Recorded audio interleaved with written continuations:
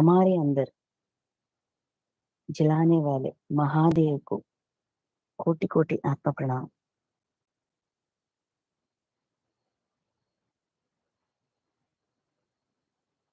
तो हम हर हफ्ते ज्योतिर्लिंग, महादेव के ज्योतिर्लिंग और उनके अंदर निक्षिप्त हुई ज्योति के बारे में, कौन से ज्योति हमें अपने अंदर जलानी है, उस ज्योति से हम वो ज्ञान की ज्योति, हमारे अंदर तरह तरह की भावनाएं होते हैं, काम, क्रोध, लोभ, अहंकार,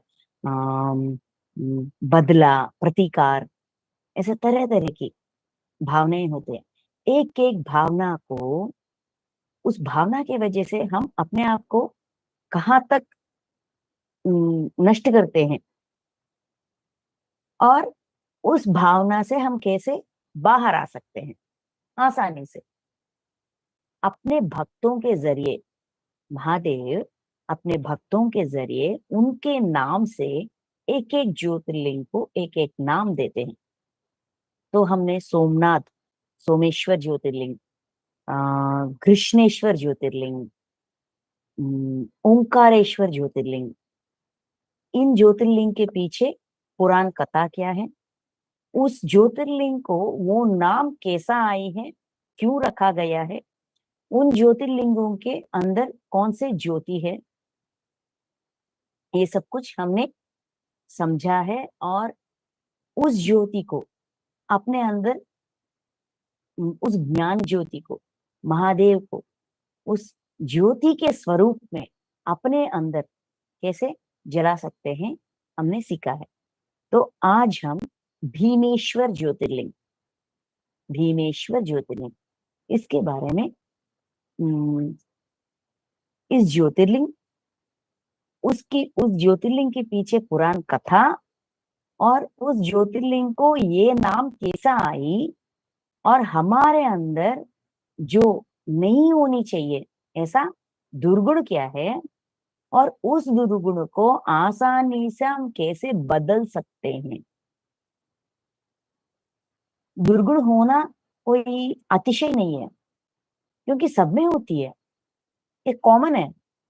लेकिन उसको स्वीकारते हुए, अपनी गलती को स्वीकारते हुए उस दुर्गुण को सद्गुण में बदलने के लिए प्रयास करना, ये थोड़ा मुश्किल है और अनकॉमन है, सहज नहीं है ना।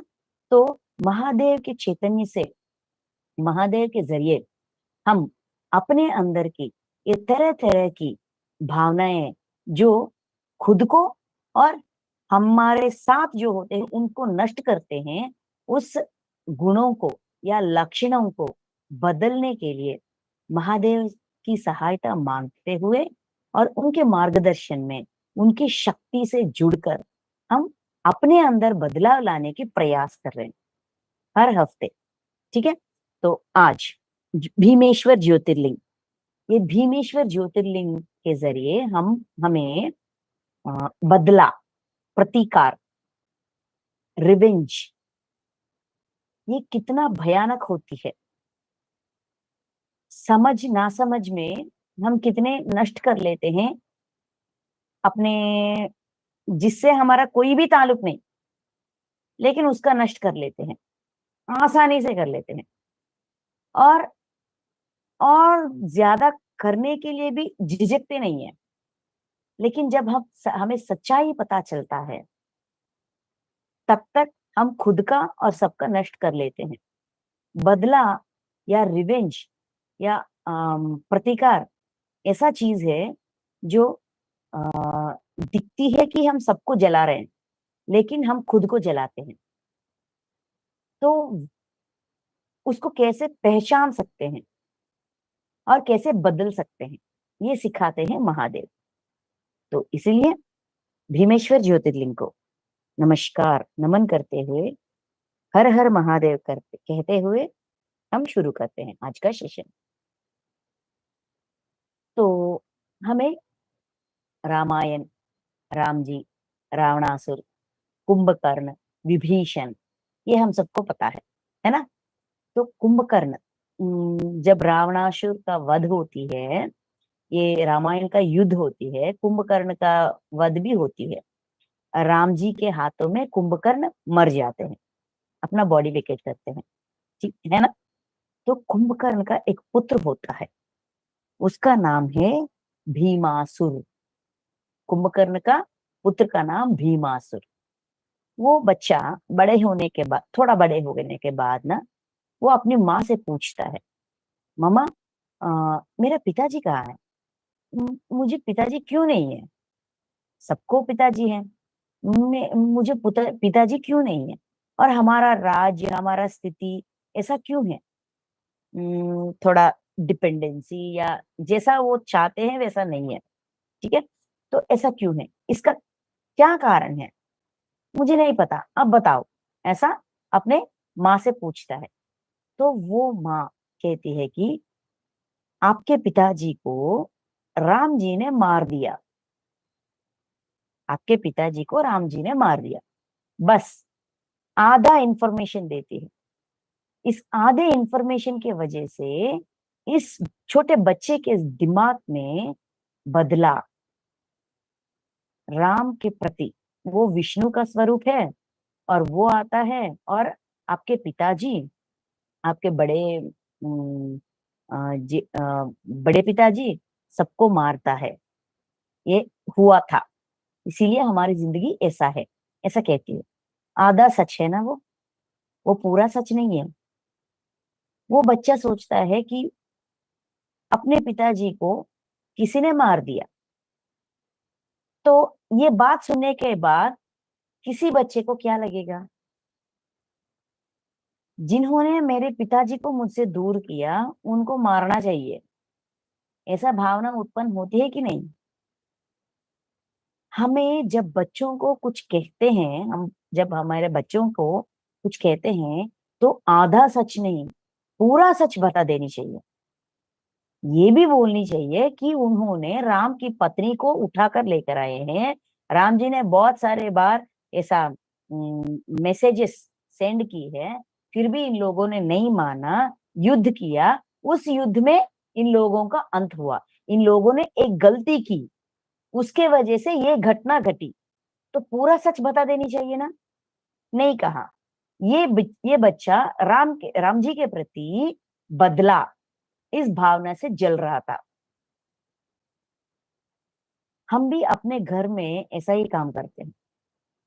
बच्चों के सामने या बच्चे अगर कुछ पूछते हैं, तो हम पूरा सच नहीं कहते हैं, आधा कहते हैं। आपके दादाजी ऐसे हैं, नानी ऐसी है या दादी ऐसी है, आपके जेठ जी ऐसे हैं, ऐसा उनके बारे में जो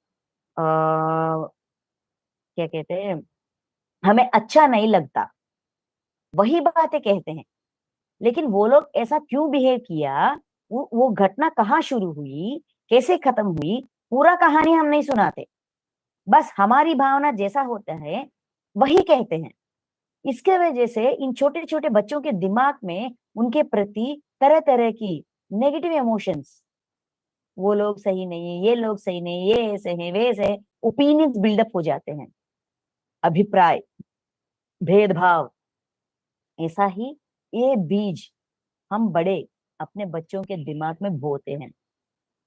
बच्चे यही सच मानते हैं, उनको नहीं पता क्यों मारा, ये अफसर क्यों उठी कि मेरे पिताजी मर गए, उनके हाथे मर गए। ये सब बच्चे क्यों पूछते हैं? क्यों वो मानते हैं, आंख बंद करके अपने माँ बापों की बात मानते हैं।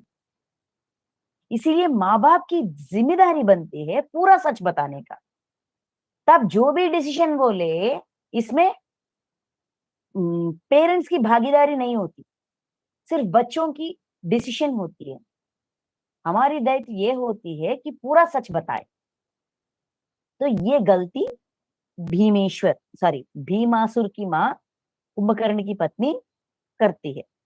तो तब से लेकर भीमासुर को विष्णु के प्रति आ, बहुत गुस्सा, क्रोध, बदला, जो भी हो, मुझे इनको मारना है। जो लोग इनको मानते हैं उनको भी मैं दर्द दूंगा। मैंने जो खोया है उसका प्रभाव कैसा होता है इनको पता चलना चाहिए। इतना बदले की आग में जलता है ये बच्चा भीमासुर। धीरे धीरे बड़े होते हैं और सबको पूछते हैं विष्णु को मारना है, ठीक है, तो ये कैसा मुमकिन होगा? पूछते हैं, सबसे पूछते हैं प्रोसेस क्या है, कैसे मैं ये कर सकता हूं, ये कैसा मुमकिन होगा? तो सब लोग यही कहते हैं ना, ध्यान करो, साधना करो, तपस्या करो, शक्ति पाओ, वर लो, वर से सबको मार सकते हो।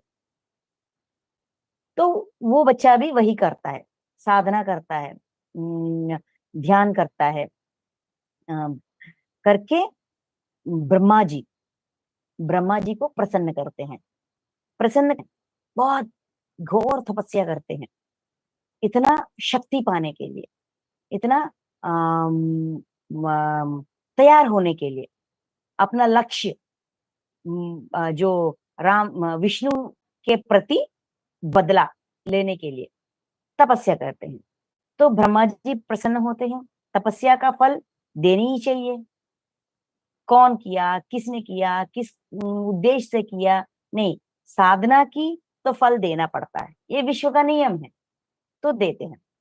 तो तब से लेकर ये जो लोग विष्णु को मानते हैं, पूजते हैं, उन सबको दर्द देने पर तुले होते हैं। सबको मारना, उनके आश्रमों को नाश करना, ये बस उनको, अगर विष्णु को दर्द देना है, जो उनको मानते हैं उनको मारने से उनको दर्द मिलेगा। मेरे पिताजी को मारने से मुझे दर्द मिला, अगर उनको दर्द मिलना है तो ये सब कुछ कर सकते हैं। ऐसा करते करते करते वो मुझे ढूंढते मेरे पास आएगा, तब वो मेरे मेरे हाथों में मर जाएगा। इस भावना से वो ऐसा काम करता रहेगा, ऐसा ही सबको मारता रहेगा, ये सब कुछ उत्तल पुत्तल सब नष्ट नाश करते रहेगा। एक दिन एक राज्य होती है, काम राज्य। तो उस काम राज्य का राजा, अम, उसका नाम कुछ काम प्रभु ऐसा कुछ होता है। तो वो ना महादेव का भक्त है। यहाँ भीमासुर का माँ भी महादेव का भक्त है। लेकिन ये भीमासुर क्या करता है, उसके राज्य हड़पने के लिए उससे युद्ध करके, उसको उस पर जीत प्राप्त करके उस राजा को जेल जेल में अ, बंद कर बंद कर देता है और वो राज्य सब कुछ ले जाता है, उससे हड़प लेता है। ये राजा ना वो महादेव का भक्त है। तो वो क्या करते हैं, वो हर रोज महादेव का पूजा करते हैं। जेल में पूजा करने के लिए कुछ मिलेगा क्या? वो लोग तो देंगे नहीं। तो वो क्या करेगा, सोचता है, वो जेल में जो रेत होती है ना, मिट्टी मिट्टी, वो सारा मिट्टी को इकट्ठा करके शिवलिंग बना के उस शिवलिंग को पूजा करता है। इतना भक्त है। अच्छा बाबा, जो हो गया सो हो गया, क्या करें, कोई बात नहीं। मैं जो पूजा करना है मेरा काम मैं करूंगा, मैं पूजा तो कर सकता हूँ। ऐसा उसके लिए मार्ग ढूंढता है और पूजा करता है ये राजा, काम राजा, ठीक है। तो ऐसा करते करते ये देखता है, ये भीमासुर देखता है, नहीं, किसी को भी पूजा नहीं करनी चाहिए। वो मिट्टी का शिवलिंग होती है, मिट्टी का बनाता है। रेत रेत जो धूल मिट्टी वगैरह होता है ना जेल में, वो सब कुछ इकट्ठा करके उससे शिवलिंग करके उसका पूजन करते हैं हर रोज सुबह शाम। एक बार ये भीमेश्वर देखता है, भीमासुर भीमासुर देखता है, देखकर पूजा नहीं करनी चाहिए, तू तू क्यों कर रहा है, तू मेरा बंदी है, मेरे आदेशों को तू उल्लंघन कर रहा है। ऐसा कह के वो उस शिवलिंग को काटने के लिए, शिवलिंग को नाश करने के लिए, विध्वंस करने के लिए अपना जो स्वॉर्ड होती है ना, उससे ऐसा करता है। तब जाकर शिवजी प्रत्यक्ष होते हैं। अपने भक्त का रक्षण के लिए शिवजी प्रत्यक्ष होते हैं, प्रत्यक्ष होकर इनको समझाने की प्रयास करते हैं। लेकिन भीमासुर सुनने वालों में नहीं है।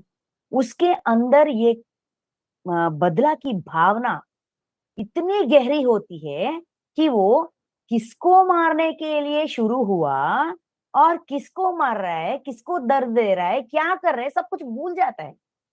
हमारे अंदर बदला की भावना कहाँ शुरू होती है, कहाँ तक बढ़ जाती है, हमें ही नहीं पता चलता, पता नहीं चलता। खो जाते हैं अपने आप को इस बदला की भावना में, पूरी तरह से हम जल जाते हैं। वो महादेव से युद्ध करता है, महादेव समझाने के प्रयास करते हैं, लेकिन ये सुनने वाले में से नहीं है। तो महादेव उनको अपने त्रिशूल से वार करते हैं। तब जाकर पूछते हैं, ये युद्ध करते करते इनके साथ फाइटिंग फाइटिंग होते होते तू क्यों कर रहा है, क्यों इसको मार रहा है, उसने तुम्हारा क्या बिगाड़ा, ऐसा एक एक प्रश्न पूछते हैं। सबके समाधान देते देते भीमासुर ये कहते हैं, मेरे पिताजी को राम जी ने मारा, वो विष्णु का रूप है, विष्णु को मारने के लिए मैंने इतना साधना की है। ये सब कुछ शुरू होता है सारा अपना, वो कहाँ से शुरू हो, ये सारा कहानी महादेव को बताते हैं। तब महादेव कहते हैं, महादेव ने त्रिशूल से उनको उन पर वार करते हैं और तब कहते हैं, ऐसा होती है, ऐसा सिचुएशन ऐसा होती है। तब कहते हैं, तुम्हें ये क्या तुम्हें ये पता है कि जब राम जी ने आपके पिताजी अम, कुंभकर्ण कुंभकर्ण को मारा, कुंभकर्ण ने राम जी को नमन किया था और क्षमा मांगा था, क्या तुमको ये सच्चाई पता है, ऐसा पूछते हैं। ये भीमासुर चौंक जाते हैं, क्या नमन किया, क्षमा मांगा, इसका मतलब राम जी ने कुछ गलती नहीं किया, तो यहाँ क्या हुआ, क्यों ऐसा संघटना परिस्थिति उत्पन्न हुआ। तब पूछते हैं, तब महादेव कहते हैं, ऐसा किया है, रावणासुर क्या किया और इन लोगों को कितना दर्द दिया, कितने लोग मारे गए, कितने बार युद्ध के पहले भी ऐसा उनको अपनी गलती स्वीकारो, मेरे पत्नी को मुझे है हवाले कर दो, मैं सब छोड़ दूंगा, युद्ध नहीं करूंगा, ये सब कुछ हुआ था। उसके बाद भी ये लोग युद्ध करने के लिए जाते हैं और मरते हैं, गलती किसका है। तब जाकर भीमासुर स्वीकारते हैं, गलती राम जी का नहीं है, मेरे पिताजी और बड़े पिताजी का है। ये सुनने के बाद भीमासुर के अंदर पश्चाताप, तब तक बदलाव की बदला बदला रिवेंज रिवेंज की अग्नि में जलता हुआ भीमासुर अब ये सब सच्चाई, पूरा सच्चाई सुनने के बाद पश्चाताप की अग्नि में जलता है। कितना गलत किया मैंने, एक गलत आरोप को लेकर कितने लोगों को मैंने दर्द दिया, मार दिया, उनके घर उजाड़ दिया, उनके राज्य छीन लिया, उनके धन दौलत छीन लिया, अपने वर गर्व से, साधना के गर्व वर गर्व से कितने ना करने वाले काम किए। मैं बहुत गलत किया, बहुत गलत किया, मुझे माफ कर दीजिए, मैं माफी मांगने के लायक भी नहीं हूं, फिर भी मुझे माफ कर दीजिए, बहुत गलत किया, ऐसा वो उस क्षण समझता है, स्वीकारता है, अपनी गलती को स्वीकारते हुए महादेव को क्षमा मांगता है। वो भीमेश्वर ज्योतिर्लिंग है ना, उस मंदिर की ये जो चार दीवारें होते हैं ना, वो बाउंड्री वॉल, वो जेल जैसा होते हैं, जेल की वही जो वो जो शिवलिंग वो कामदेव महाराजा किया है ना, मिट्टी के साथ, धूल रेत के साथ किया है ना, वही शिवलिंग है। इसीलिए उस शिवलिंग पे ना पानी से अभिषेक नहीं होता, जल अभिषेक नहीं होता, तरह तरह की अभिषेक होती है लेकिन जल का अभिषेक नहीं होता। और वो ऐसा ही दिखता है, जेल जैसा, सारे आउटर बाउंड्री वॉल्स ऐसा। वे अभी तक जो भीमेश्वर शिवलिंग है ना, वो प्लेस, वो मंदिर, वो ऐसा ही होता है। तो महादेव ना जो कामदेव, वो राजा का नाम है ना, वो महादेव का अत्यंत भक्त है, जेल में भी उनका पूजा करते हैं। लेकिन उस लिंग को, उस शिवलिंग को भीमेश्वर, इस असुर का नाम दिया, क्योंकि बदले की भावना हर एक में होती है, लेकिन सच्चाई जानने के बाद बदले के जगह पश्चाताप, परिवर्तन, प्रायश्चित करने के लिए उस क्षण में, मरने की उस क्षण में भी अपने आप को बदलने के लिए सिद्ध हुआ था। महादेव को क्या अच्छा लगता है? गलती सब करते हैं, गलती को स्वीकारते हुए उसके लिए पश्चाताप होना, अपने आप को बदलने के लिए सिद्ध होना, परिवर्तन में होना, और जो गलतियां मैंने की, जो दर्द मैंने इस विश्व को, इस सारे लोगों को दी है, उसको बदलने के लिए, उसके लिए प्रायश्चित करने के लिए जो सिद्ध होते हैं, उनको, वो लोग, वो भावना, वो सच्चाई महादेव को भाता है, वो अच्छा लगता है। इसीलिए ये सिद्ध होती है, इस ज्योतिर्लिंग को भीमेश्वर, भीमासुर का नाम रखा गया है, भीमेश्वर ज्योतिर्लिंग।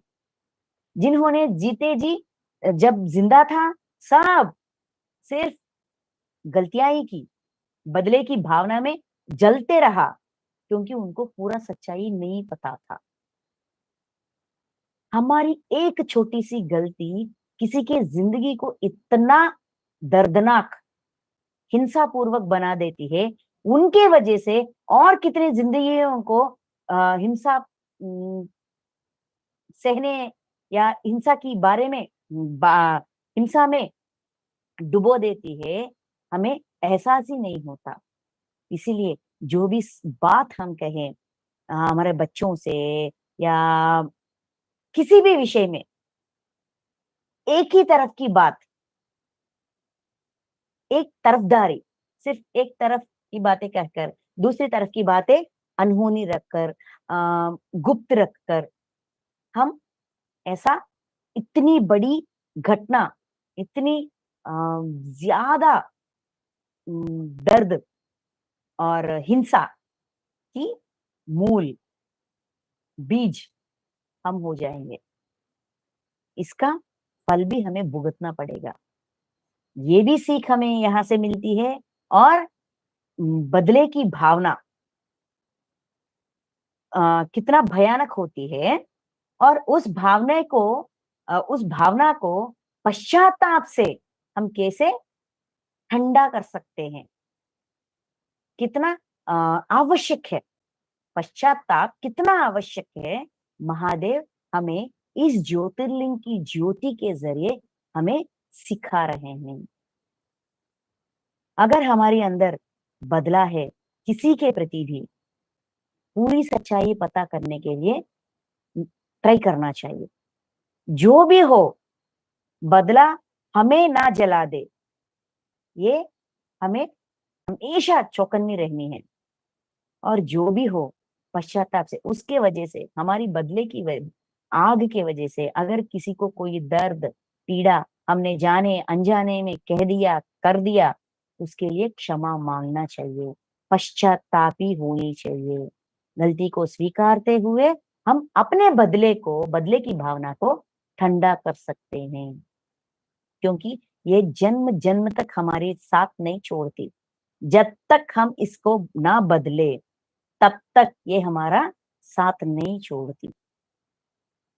तो हमारी अंदर की बदले की भावना, क्योंकि हम सुनते हैं ना, हर रोज तरह तरह के ड्रीम्स देखते हैं, वहां ना अ, जिस जिस व्यक्ति से रिवेंज, ये बदले की भावना होती है, वो कंटिन्यू हो जाती है, जन्म जन्म से कंटिन्यू हो जाती है। मास्टर्स दिखाते हैं, अरे यार मुझे किसी से कोई दर्द नहीं, कोई द्वेष नहीं, कुछ भी नहीं, लेकिन मैं उनको सह नहीं सकती। क्यों मुझे नहीं पता, मैं अचानक अपने आप कुछ कह जाती हूँ। मैडम मैं क्या करूं? आप पूछो, मास्टर से पूछो, यूनिवर्स से पूछो, इसके पीछे कारण क्या है? तब दिखाते हैं। किसी जन्म में इन्होंने किसी से दर्द, किसी की वजह से पीड़ा महसूस की, वो तब से लेकर अब तक वो बदले की भावना में जलते रहते हैं। बहुत सारे जन्म ही बीत जाते हैं, लेकिन ये भावना ठंड नहीं होती। तो इसीलिए अगर हमारे अंदर ऐसा कुछ है, तो भीमेश्वर ज्योतिर्लिंग महादेव के सहायता से अपने अंदर, अपनी ज़हन में, मतलब अपनी अंतःकरण में, अपनी अंतरंग में, अपनी आत्मा में अगर ऐसी भावना है, तो मुझे दिखा दीजिए। इनसे बाहर आने के लिए मुझे मेरी सहायता कीजिए। मैं पश्चाताप हूँगा, अपनी गलती को स्वीकारूँगा, अपनी गलती सुधारूँगा। मेरे अंदर ये बदले की भावना को पश्चाताप की अग्नि से ठंड करूँगा। मेरी सहायता कीजिए महादेव। ऐसा उस महादेव की चैतन्य से अपनी ज्योति को, अपनी जीवात्मा, अपनी चैतन्य को जुड़कर हम इस भावना से बाहर आ सकते हैं। अपना खुद का उद्धार इतनी आसानी से कर सकते हैं ध्यान के ज़रिए। तो thank you masters, thank you so much. तो हम आज इस भावना से कैसे बाहर आएँ और इस भावना को कैसे स्वीकारें, इस भावना के वजह से, बदले की भावना की वजह से हम कितना नष्ट, खुद का नष्ट कितना कर देते हैं, बस एहसास करके, चेक करके, खुद को आत्म परिशीलन करके इनसे बाहर आसानी से आ सकते हैं। हर हर महादेव। Thank you master.